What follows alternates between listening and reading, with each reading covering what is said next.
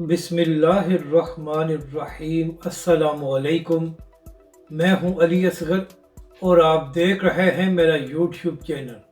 तहरीक लब्बई के साथ धांधली और नवाज शरीफ की हुकूमत, हाफिज साद हुसैन रिजवी का तमाम इदारों को जवाब। इस वीडियो में हम इसी के मुतालिक बात करेंगे। नाज़रीन कराम, दो जगहों पर तहरीक लब्बई पाकिस्तान के साथ ज़्यादा धांधली की गई है। एक कराची में की गई है जहां पर MKM को फ़ायदा दिया गया है और तहरीक लब्बई पाकिस्तान का मैंडेट छीना गया है। और अहम बात यह है कि MKM भी नून लीग की इत्तेहादी है। इसी तरह पंजाब में भी तहरीक लब्बई पाकिस्तान के मैंडेट पर डाका डालकर नून लीग को फ़ायदा दिया गया है।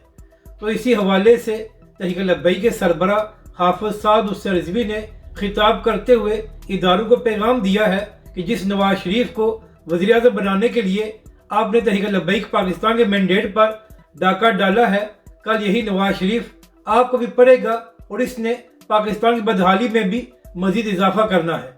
तहरीक लब्बई के सरबरा हाफिज साद रिजवी ने इदारों को मुखातब करते हुए कहा कि आज का दिन और ये वक्त याद कर लें कि जब आपका लाडला आपको पड़ेगा तो फिर आपको मेरी बात याद आएगी।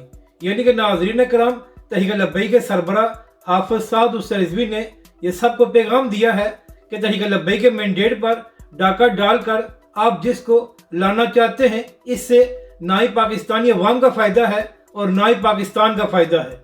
अगर आपको ये वीडियो अच्छी लगे तो इसे लाइक और शेयर ज़रूर करें और हमारे इस चैनल को भी सब्सक्राइब करें।